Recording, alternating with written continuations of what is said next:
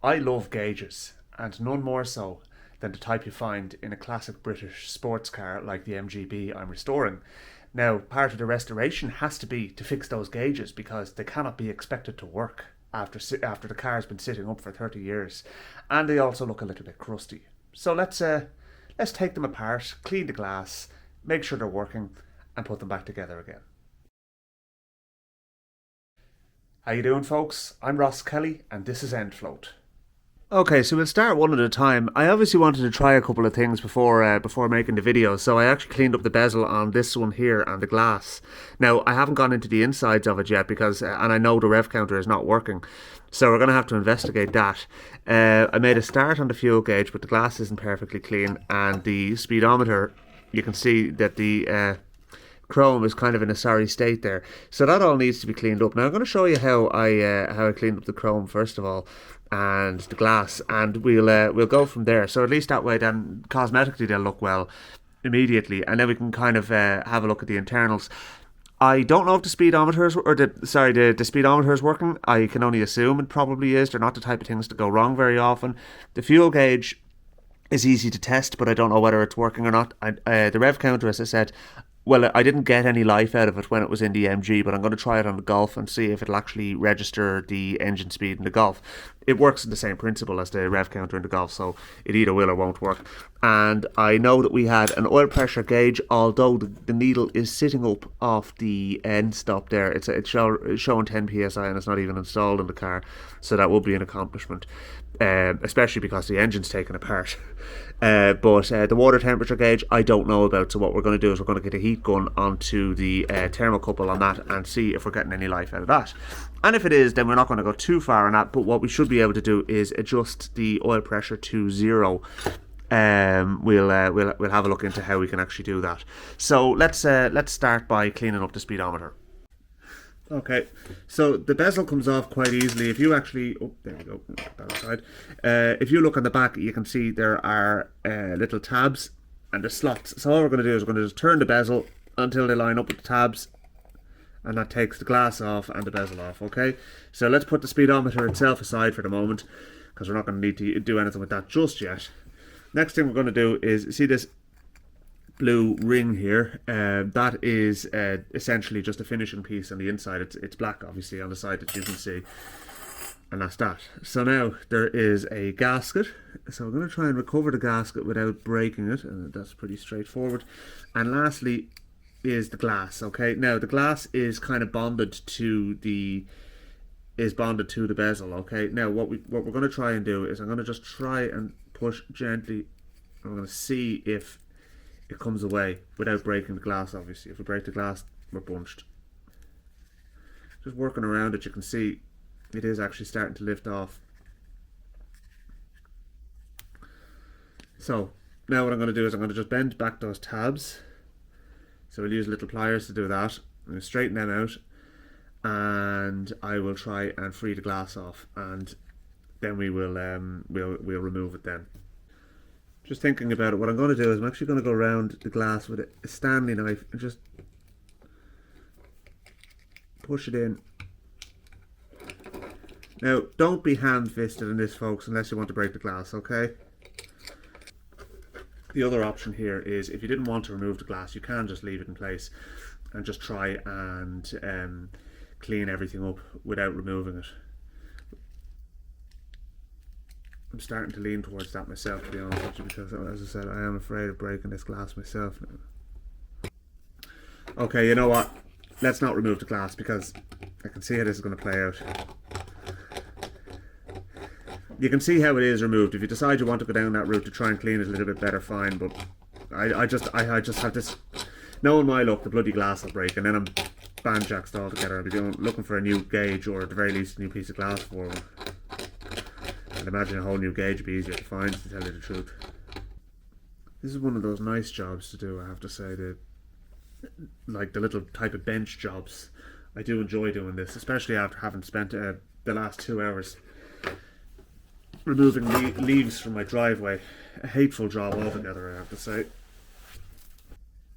Alright, so now you can see the pitting on the chrome here. So what we're going to do is we're going to use a bit of steel wool, and we're just going to go very gently on that, and we're just going to remove that where you guys can see how well that's coming up straight away. Steel wool is doing a great job on removing the dirt.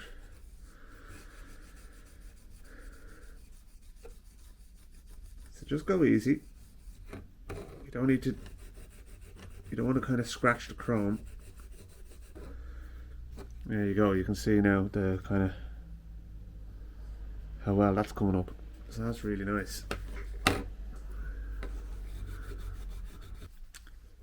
I'm kind of thinking if you were to remove the glass, a little bit of heat might soften the adhesive. Sort of like removing a phone screen, if you've ever done that.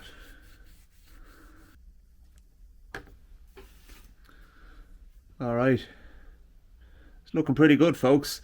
You know what I'm actually going to do is I am actually going to try a little bit of heat and see if I can remove that glass, because I'm just not happy with just leaving it the way it is.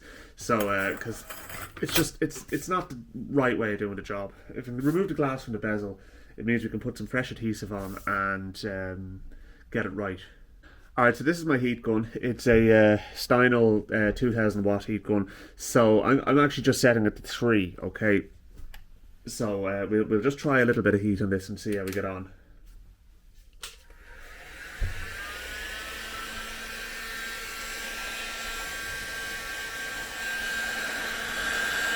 I want to heat it evenly all the way around.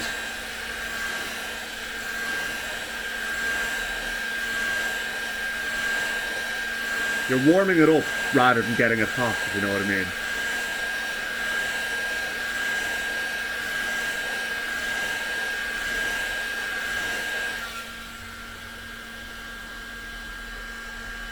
It's warm now, so let's see how.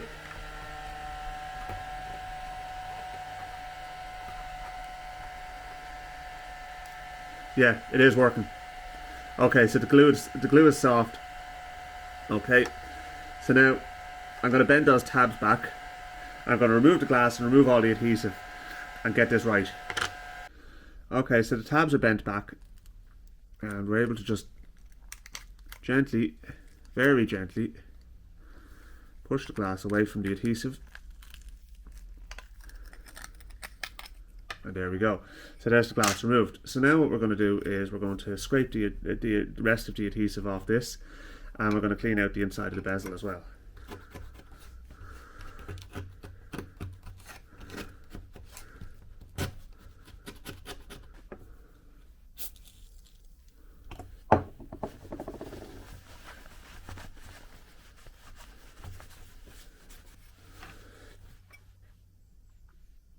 You barely see it. That's a good sign.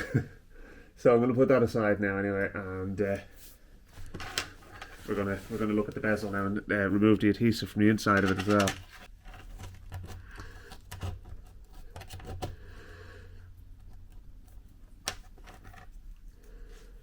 Alright, so there's the bezel.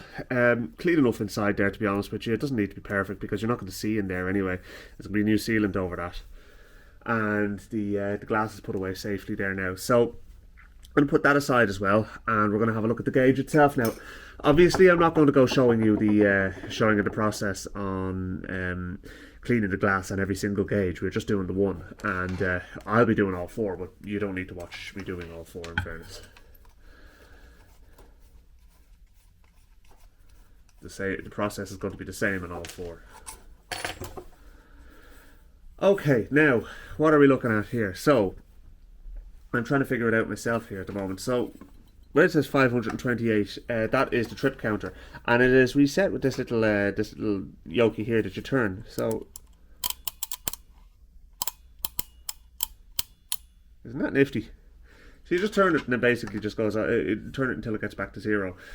So, it says 19367 now. I would have fully expected that's 119,367, but MG didn't have much confidence in their cars back then for whatever reason, and only put 5 digits in their speedometers. BMC B series engines were well capable of doing more than 100,000 miles. So anyway, right, what I'm going to do is I'm going to remove these 2 screws and I'm going to see what comes apart. I'm hoping that I don't need to remove this, and it maybe is driven by just a sprocket inside that'll stay put. So let's, as I said, we'll take that out.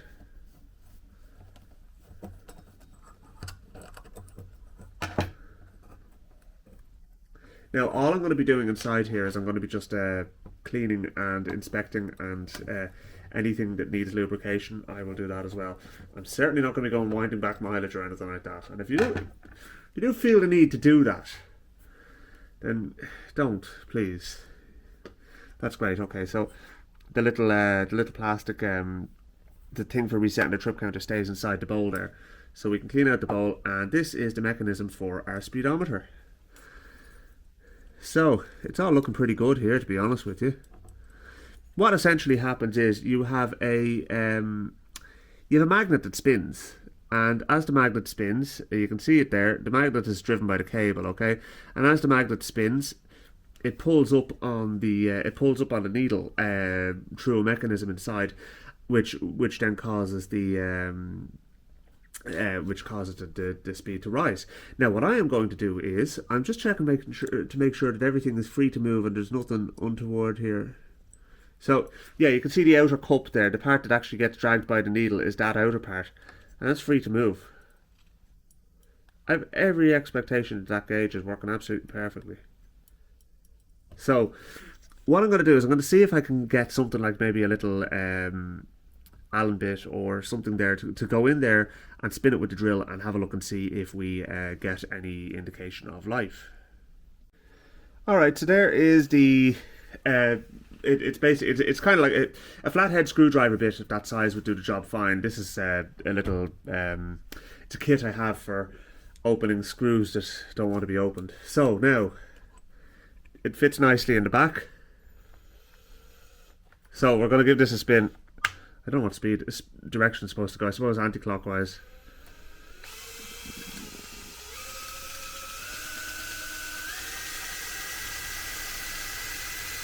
It's working anyway. So let's see, the trip count is rolling on as well.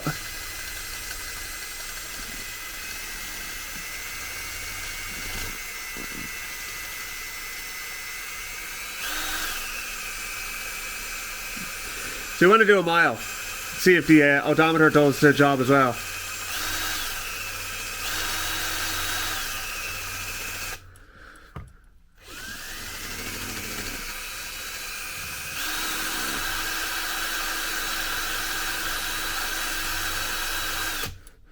Okay, so 19368, so it's gone up 1, and that's gone up 1. Happy days. Right, so that's working fine. I need to do nothing more with that, and I'm going to do nothing more with it, to be honest with you. Why mess with it? The only thing what I'll do is I'll put a little drip of oil down there. Yeah, I mean that's fantastic news. So the speedometer is fine. So next thing I need to do is get some black RTV, bond the glass back together, and put it all back in its case. But before I do that, obviously I'm going to clean up the case a little bit. Alright, I gave it a little bit of a clean up. I didn't go too mad on it, in fairness. That's not going to be seen. It's going to be inside the dashboard. Just wipe out the inside of it as well. Make sure there's no dust in it. Put it aside. And we'll start putting our glass back in our bezel. Now I have clear gasket, clear RTV here, which will do the job fine. If anything, to be honest with you, the clear RTV probably makes more sense to use because of the fact that it's glass. Alright, so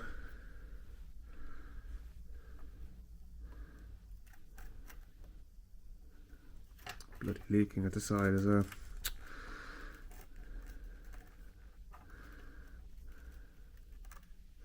I'm going to put a bead around.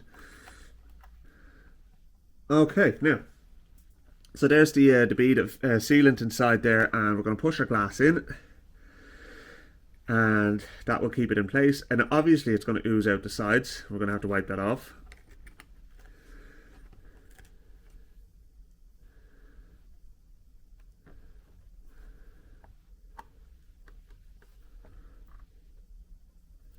Okay, so now let's wipe off our excess. All right. for the moment, let's put it back together. And what I can do is, you saw how easy the gauge glass comes off, or the bezel comes off anyway. So what we'll do is we'll pop that on next, which is a little gasket thing. That goes on there, and then we can put that on afterwards, because the next thing to do is to bend over the tabs. And in case of doing this without breaking the glass now as well, you know, I mean. Now, obviously, we need to clean the glass again. We'll get to that, you know, I mean, for the moment, let's just put it back together and just put that back in there and set that aside, and we can put this back into our housing. So we have that little lad there has to go into the hole for the the trip counter reset. Okay, now, and then pop our screws in.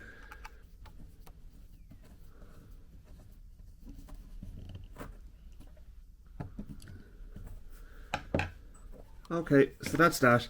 So now I'm going to just turn the little yoke for resetting the trip counter and make sure it is engaged. There we go. That's it. Okay, right, happy days. So that's all done, and last thing to do now is just to put the glass back on the front of the gauge, and as I said, we'll come back to this later on when the RTV is set, and we can clean it up the last little bit. But that now is one working gauge, so I'm really happy with that. Actually, one thing I need to do is the collar, the screw for that came off, so I just need to put that back on. Okay, so I'm going to put that aside, as I said. Goes over there, and we're going to have a look at our fuel gauge. Get rid of some of my cloths, clean my hands, and first thing I'm going to do is take off the little support at the back. Now this will involve some electrical testing. The speedometer is the only gauge that actually doesn't have any electrics in it, whereas all the other ones do. So you can see that the housing is a little bit scabby on this as well. So first of all, take off our bezel, which doesn't want to come off as easily as the other one. There's on the back of them, there's also a kind of a, you'll see this here. Now this may prove to be a little bit difficult to get the bezel off, but you have to make sure you do it without damaging it as well. So. Okay, so I can't get this one to turn, so I'm going to change my approach slightly. You'll see the way, when you remove that little piece of rubber that goes around it, you'll see that there's these little tabs as well, okay, in the same way as the other ones. But what I'm going to do is I'm going to get a little screwdriver and just bend them out, okay? And then hopefully the gauge glass will literally just pull off. So, it may need a little bit of persuasion. Okay, there we go. Okay. That's her. Right, okay, so situation's a little bit different inside here, apart from the fact that we have a bit of corrosion and stuff like that. So, yeah, right, okay. We're not going to worry too much about the corrosion for the moment. What I am going to worry about is just getting the bezel apart and addressing that. So I'll come back to you when I have it done. Basically, I'm going to assume it's a similar sort of setup. Although, I didn't even have to heat that. It came off straight away. It doesn't have the little collar like the other one does. It literally is a piece of glass and the bezel. End of story. So clean that all up, rebond it, put it back together and put it aside to dry, and then we'll address the gauge.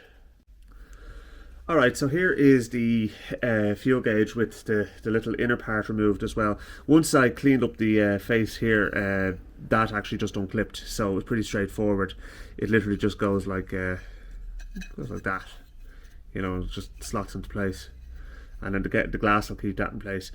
But what you can do is just pull it off, and then that gives you access to in here. So just, you know, to give it a clean or whatever if you want to. But what I'm going to do is first of all I'm going to get my multimeter onto here, and I'm going to make sure that we are getting a resistance across it. Essentially what these are is a heating element, and as the heating element heats up, it bends a bimetallic strip which is connected to the needle, and the needle moves. So what the sender and tank is a resistor which limits the amount of current that goes to the heater.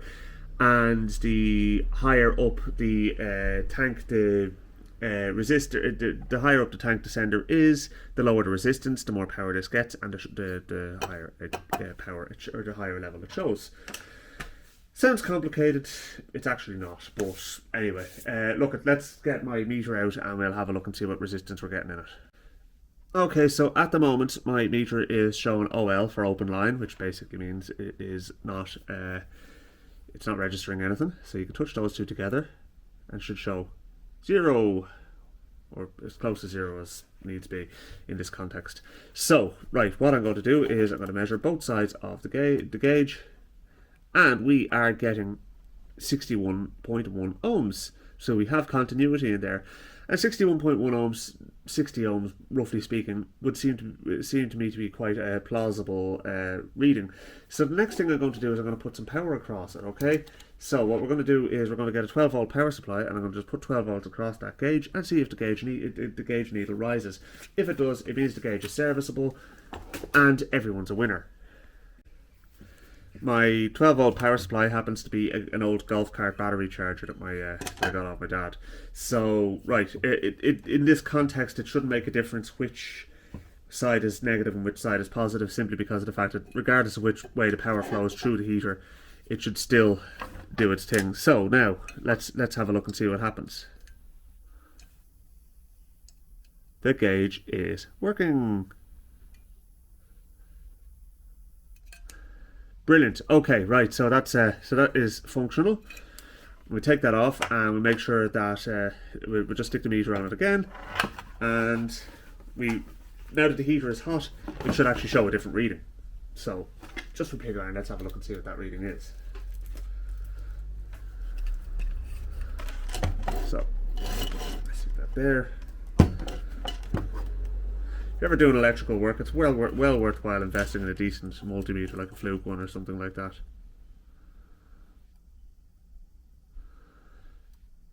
It's still 61. Anyway, right, that doesn't really make a difference. To be honest with you, that's absolutely fine.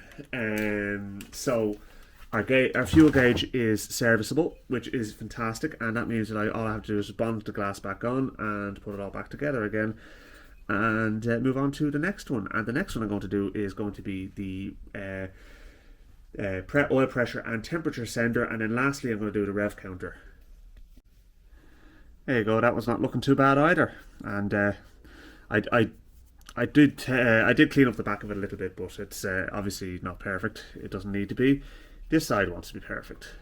So as I said, I will clean up the glass and all that when the RTV is dried, and we will we'll move on to the oil pressure and temperature gauge now. Okay, so it's the same as the fuel gauge to open. I'm not even going to try and open it the other way by turning it. I'm literally just going to pry back the tabs. It's kind of annoying that this thermocouple wire doesn't come off. You know, you kind of have to, like, to remove the gauge, you have to go fishing all of that out from underneath the bonnet. It's a pain in the face. At least I found it was a pain in the face when I was doing it. So I'll come back to you when I have the glass off and all that. Okay, so obviously I've got the glass off there now. Same situation. I'll clean up the glass, stick it back on when we're finished. And what I'm going to do is just scrape off some of the adhesive that's left around here. Now, it's not actually... there's no corrosion on this one like there was in the fuel gauge. I don't know why the fuel gauge is corroded and the other ones aren't. But anyway, it's not the end of the world. It wasn't too bad. So I'll just take off all of that, and that will allow me to clean out in there. And I also want to find out why the oil pressure gauge isn't going to 0, because there should be a way of adjusting it to go to 0. So it might be internal, it might be external, but we'll find out, and I'll come back to you when I know. Okay, so after doing a little bit of reading and a little bit of looking at the gauge and everything as well, I have come to the realization that the only way to actually recalibrate this gauge to 0 is to pull the needle off and put it back on at 0. So let's see if we can do that. So it's at 10 at the moment. There we go.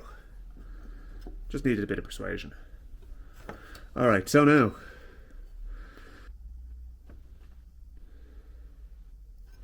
calibrated.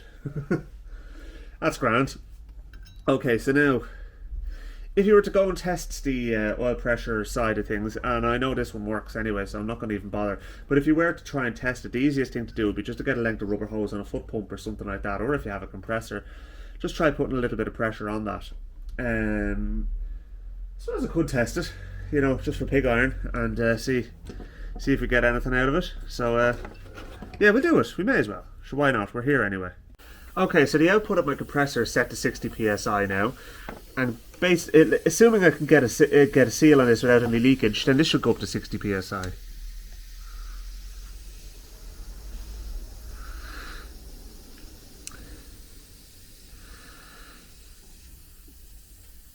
I just said I got a good seal there, to be honest with you. Okay, so it's going up to 60 there. Alright, I'm happy enough that the pressure gauge works. Turn that bloody noisy oak off. Alright, so we know our pressure gauge is working. At least it's showing pressure. Whether it's accurate or not. Look, how accurate does it need to be, in fairness? You could just take it low, medium and high, and that to me would be alright. So next thing I'm going to do is I'm going to plug my heat gun back in, and we're going to get our temperature side of it checked. See how we're looking there. Now, we don't need to go mad on the temperature here, okay? So let's get the other end of our thermocouple, which is this lad here. That basically sits in the water. Okay, we're going to heat that up and see if that goes up.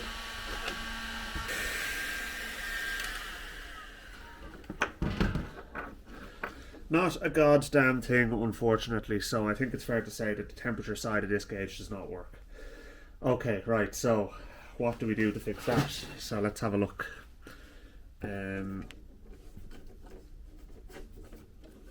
First of all, I suppose what we should do is go along it, make sure there isn't any breaks in the core of the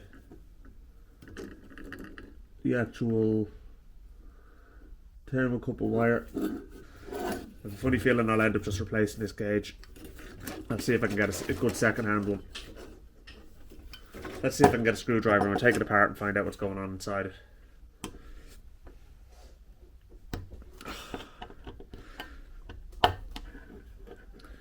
This is going to fight me. Alright, you know what? I've faffed around with this one too long. I'm going to just call this one as being broken. And I'll tell you what I'm actually going to do with it. I'm going to keep it, and I'm going to use the oil pressure side of things for checking oil pressure. I'm going to make an oil pressure gauge that can screw into the engine block when I'm actually testing the engine, when I'm rebuilding it, basically. Because I'm going to need some way of testing the oil pressure. So let's just put a few of the bits and pieces back. That little bit goes in first. Then that goes in, and then we put our glass back in. And I'm not going to bother cleaning the glass around us, obviously. It'll be fine for my purposes.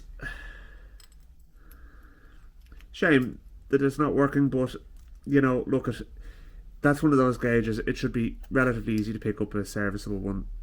So I'm not going to waste my time on it. There's a very, very strong smell of alcohol coming from it. So I'm wondering, is that something to do with the inner workings of the gauge? Anyway, right, that's enough of that. So I'm going to put that one aside, and we'll use it for what I was suggesting. So maybe it's not a thermocouple at all. Is that a little capillary tube with alcohol in it or something like that? An alcohol thermometer or something? I don't know. Anyway, look, it doesn't matter. It's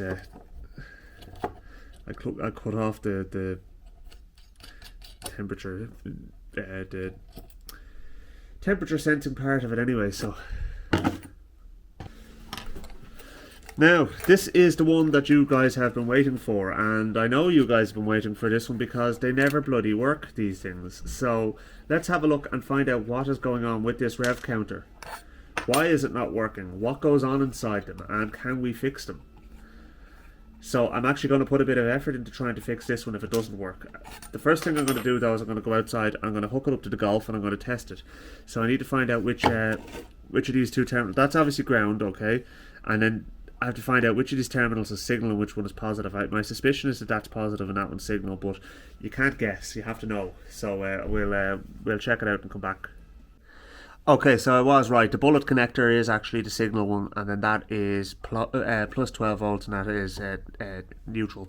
So we're going to go to... I'm going to make up 2 leads that we can put onto the battery with these. Actually, I could just use my 12 volt power supply.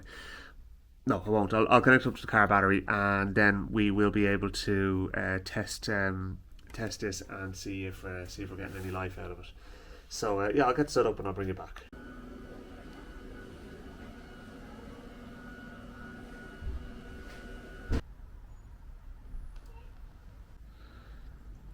Okay, so you guys keep an eye on the rev counter and we'll see if it works.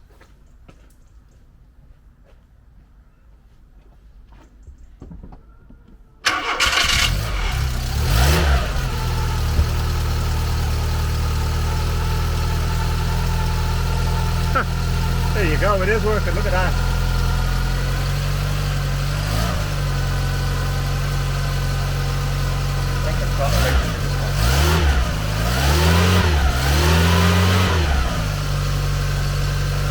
Fantastic. That's brilliant. Okay, so we have a working rev counter then.